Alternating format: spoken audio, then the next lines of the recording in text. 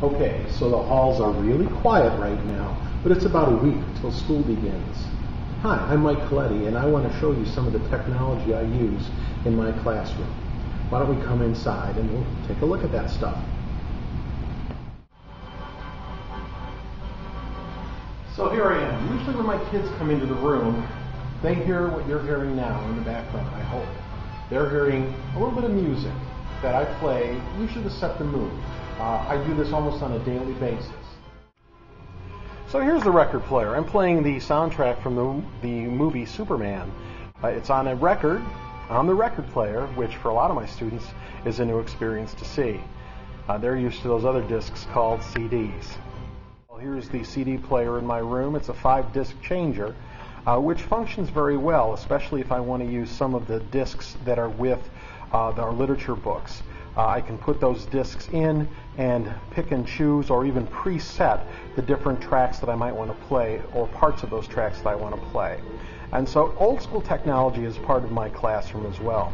You'll notice I've got a huge old stereo receiver that was resurrected from my garage, and that's what I use to play not only the turntable through and the CD player through, but I also do the audio for the DVD and VHS tape deck that's here on the top of the system.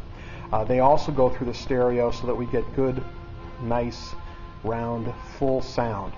To top it off, on the top of the stack, is an old cassette player and recorder that I use on very rare occasions nowadays, but that's there just in case.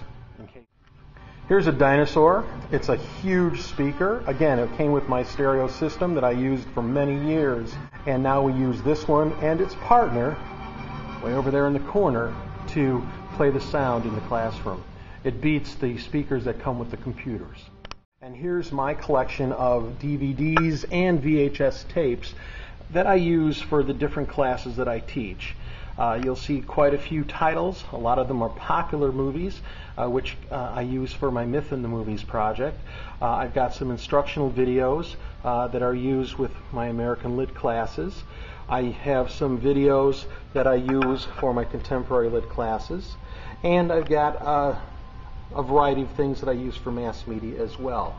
And so here mounted on the ceiling of my classroom is a one-beam projector, and obviously it's used to project any of the images that I want to show to my classes, whether it be film or videotape, PowerPoint productions, or any other form of presentation. I can also put the computer through the one beam and shoot items up onto the screen. And so, of course, that's become a very integral part of our use here in all of our courses, and specifically for my courses, because as I showed you a minute ago, I do have a heavy use of film and video and presentations as part of my coursework.